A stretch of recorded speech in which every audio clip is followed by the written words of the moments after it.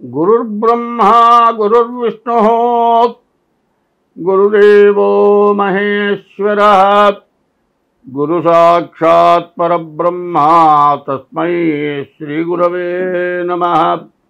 2025 April నెల 4వ రాశి కర్కాటక రాశి. ఈ కర్కాటక రాశి చాలా మంచిది. ఈ కర్కాటక రాశిలో చంద్రుడు స్వక్షేత్రవాసి. ఈ కర్కాటక రాశి వల్ల చాలా మంచి జరుగుతుంది. ఈ కర్కాటక రాశికి శాంత స్వభావం. ఏ గ్రహం కూడా శత్రువు లేదు. మిత్రత్వం కలిగిన రాశి కాబట్టి ఎటువంటి చెడ్డవాళ్ళతోనైనా సరే స్నేహితం చేసి మంచిని పొందగలిగినటువంటి రాశి. అట్లా కాకుండా మించిపోయి ఎదురు దిగితే వాళ్ళని ఎట్లా పనికి రాకుండా చేయాలో అట్లా చేయగలిగిన శక్తి కూడా ఈ కర్కాటక రాశికి ఉంది. ఈ కర్కాటక రాశిలో పునర్వసు నక్షత్రం 4వ పాదంలో రామచంద్రమూర్తి కర్కాటక రాశిలో పుట్టాడు. ఆ కర్కాటక రాశికి అంత విశేషమైన బలం ఉంది. మరి ఈ కర్కాటక రాశికి కూడా కుజుడు పూర్తిగా బాగాలేడు. మరి సరిగ్గా చెప్పాలి అంటే గురువు కేతువు తప్పితే ఏ గ్రహాలు బాగాలేవు. గురువు ఏకాదశిలో ఉన్నాడు. విద్య చదువుకునేవాళ్ళు, విదేశాలకు వెళ్ళేటువంటి వాళ్ళకి ఎటువంటి ఇబ్బంది లేకుండా ముందుకు వెళ్ళగలుగుతారు. తర్వాత మిగతా గ్రహాలు చెప్పాలి అంటే 6 గ్రహాలు పూర్తిగా బాగాలేవు. 5 గ్రహాలు. ఈ 5 గ్రహాల వల్ల పూర్తిగా సమస్యలు ఎక్కువగా ఉంటాయి. మరి గోచారంలోనే ఇంత ఇబ్బంది ఉంది అంటే గ్రహచారం జన్మ లగ్నాన్ని బట్టి 75 వంతులు జరుగుతుంది. 25 వంతులు జరిగే గోచారమే పూర్తిగా బాగాలేదు. మరి గ్రహచారం ఎట్లా ఉందో డేట్ ఆఫ్ బర్త్ ద్వారా జాతకం ద్వారా ఎట్లా ఉందో చూసుకోవాల్సిన అవసరం చాలా ఉంది. అయితే ఈ రాశి వాళ్ళు ప్రతిరోజు కూడా బియ్యపు రవ్వ పంచదార కలిపి మట్టి నేలల్లో వేయటం చాలా అవసరం. పుట్టల దగ్గర వేయటం ఇంకా అవసరం. శివాలయానికి వెళ్ళి ప్రదక్షిణ చేయటం అవసరం. నవగ్రహాలకి ప్రదక్షిణం చేయటం అవసరం. మారేడు దళాలు ఈశ్వరుడికి తీసుకెళ్ళి ఇస్తే 1 కిలో బంగారం ఇచ్చినంత పుణ్యం. అంటే 3 ఆకులు కలిసిన దళం మారేడు దళం. త్రిదళం త్రిగుణాకారం త్రినేత్రంచ త్రియాయుధం త్రిజన్మ పాప సంహారం ఏకబిల్వం శివార్పణం అన్నారు. 3 ఆకులు. త్రిగుణాకారం 3 గుణాల్ని పోగొట్టేది. త్రిదళం త్రిగుణాకారం త్రినేత్రంచ 3వ నేత్రం 2 కళ్ళుగాక జ్ఞాననేత్రం 3వ నేత్రం త్రినేత్రంచ త్రియాయుధం 3 రకాల ఆయుధాలు ఉన్నాయి. ఆ 3 రకాల ఆయుధాలతో యుద్ధం చేసేవి కాదు. మరి జ్ఞానం, అజ్ఞానం నుంచి జ్ఞానం, జ్ఞానం నుంచి విజ్ఞానం, విజ్ఞానం నుంచి సుజ్ఞానం, ఇవి 3 ఆయుధాలు. ఈ 3 ఆయుధాలతో ఎటువంటిదైనా జయించవచ్చు. అటువంటి త్రిదళం త్రిగుణాకారం త్రినేత్రంచ త్రియాయుధం త్రిజన్మ పాప సంహారం 3 జన్మల నుంచి చేసిన పాపం అంతా కూడా పోతుంది.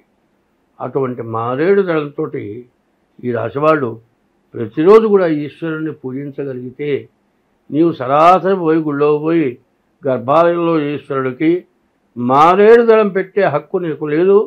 గర్భాలయంలోకి అందరూ వెళ్ళకూడదు. కాబట్టి మారేడు దళాలు తీసుకెళ్ళి ఈశ్వరుడికి పూజించమని అర్చకుడికి ఇస్తే నీ చేతితో తీసుకెళ్ళి ఇచ్చిన మారేడు దళాలు ఆ శివలింగం మీద పెడితే నీ యొక్క సమస్త పాపాలు నశించిపోతాయి. అదే కాదండి, ఇంకా మీ డేట్ ఆఫ్ బర్త్ ద్వారా మీ జాతకం చూపించుకోండి. దోషాలు ఏమన్నా ఉన్నాయో చూసుకోండి. ఎందుకంటే 24 నుంచి 24, 25, 26, 27 ఈ 4 సంవత్సరాలు కూడా చాలా చెడు సంవత్సరాలుగా చూస్తూ ఉన్నాం. కాబట్టి ప్రపంచ యుద్ధాలు, మరి ప్రపంచ యుద్ధం జరగటానికి, కుటుంబాల్లో అంతర్యుద్ధం జరగటానికి, మనం ఉన్న రాష్ట్రంలో మరి యుద్ధాలు జరగటానికి, బాగా ఇబ్బందులు కలగటానికి బాగా అవకాశం ఉన్నది. కాబట్టి ఈ రాశివాళ్ళు తప్పనిసరిగా మీ జాతకం చూపించుకోండి, చాలా మంచిది. కలియుగంలో భగవంతుడి యొక్క నామస్మరణ చేయాలి అంటే నీ నుంచి ఎటువంటి పాపం చేయకూడదు. ఎటువంటి పాపం లేకుండా ఉండి భగవంతుణ్ణి స్మరిస్తే మోక్షం, మళ్ళీ జన్మ లేదు. జన్మ లేకుండా ఉండాలా? 84 లక్షల జన్మలు మనం ఎత్తాము. ఈ 84 లక్షల్లో ఆకాశంలో తిరిగే జీవరాశులు 21 లక్షలు, భూమి పైన ఉన్న జీవరాశులు 21 లక్షలు, భూమి లోపల తిరిగే జీవరాశులు 21 లక్షలు, సముద్రంలో తిరిగే జీవరాశులు 21 లక్షలు, 84 లక్షల జీవరాశుల యొక్క జన్మలు మనం ఎత్తాము. చివరి జన్మ మానవ జన్మ, దుర్లభమైనటువంటి జన్మ. ఈ జన్మ మళ్ళీ రాదు. ఈ వచ్చిన జన్మని సార్థకం చేసుకోవాలి అంటే ఎటువంటి పాపం కూడా చేయకూడదు. ఎటువంటి పాపం చేసినా ఆ పాపం తెలుసుకొని ఇది తప్పు, ఇది పాపం చేస్తున్నాము అని తెలుసుకొనే చేస్తాడు పాపం. తెలుసుకున్న తర్వాత మరి పురాణాలు చెబుతూ ఉన్నాయి, దీనివల్ల నీవు నశించిపోతావని చెబుతూ ఉన్నటువంటి మాటలు తెలుసుకొని పాపాన్ని పోగొట్టుకొని పుణ్యమైన కార్యాలు చేస్తూ భగవంతుణ్ణి స్మరిస్తూ భగవన్నామం చేస్తూ అందరితో కలిసి మెలిసి ఉంటూ తింటూ తను తింటూ ఒకరికి పెట్టాలి. పెట్టడంలో అర్థం ఏమిటయా అంటే, ఇంట్లో 9 ఉన్నారండి, 9కి తగినంత వంట చేసుకున్నాం. ఇంకొక మనిషి వచ్చాడు, ఆ మనిషికి కడుపు నిండా పెట్టి మిగిలిన 9 పంచుకు తింటే అంతకంటే త్యాగలేదు. మరి 9 వస్తారంటే 25 మందికి వంట చేసి ఈ 9 పెట్టగా మిగిలింది తీసుకెళ్ళి మురుకాలలో బారేసి కుళ్ళబెడితే అది మహాపాపం. అట్లా కాకుండా ఆకలైన వాడికి అన్నం పెట్టాలి, మనం తగ్గించుకోలేనా వాళ్ళకి పెట్టాలి. అట్లా కాకుండా ఎవరైనా వస్తే ఇప్పుడు చూస్తూ ఉంటాం, వాళ్ళకి పెట్టాల్సి వస్తుంది, లోపల దాచుకుంటారు. కానీ ఇంకొక మనిషి ఎక్స్ట్రా వస్తే ఈ రోజుల పరిస్థితులు బట్టి ఆడవాళ్ళు మళ్ళీ మొదలెత్తుకొని వంట చేయలేని పరిస్థితి ఉన్నది. కాబట్టి ముందు వాళ్ళకి పెట్టి కుటుంబ సభ్యులు తలా కాస్త తగ్గించుకు తింటే ప్రాణం పోదు. అటువంటి త్యాగం కావాలి. ఆ త్యాగం ఎట్లా ఉండాలి అంటే అవసరానికి తగినటువంటి త్యాగం చేయాలి. ప్రమాద పరిస్థితుల్లో మరణించేటప్పుడు తలా ఒక చెయ్యి వేసి సెకండ్ల మీద మందు వాడితే బతికేటువంటి సమయంలో ప్రాణ రక్షణ చేయటం. దాహమై చచ్చిపోయేటప్పుడు మంచినీళ్ళు రావాలి. మరి ఆకలైనప్పుడు అన్నం కావాలి, మరి దాహం అయినప్పుడు మంచినీళ్ళు కావాలి. ఇటువంటివి ఎవరైతే చేస్తారో ఈ కలియుగంలో ఎవరైనా సరే తన ఇష్టదైవాన్ని ఎప్పుడూ పూజించాలి.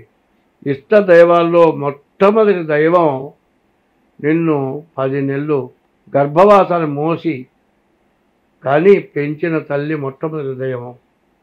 2 తల్లి పెంచడానికి తగిన అవకాశం ఇచ్చిన తండ్రి 2వ దైవం. తర్వాత విద్య చెప్పిన దైవం 3వ దైవం. అసలైన దైవం ఎప్పుడు ప్రార్థించే దైవం 4వ దైవం.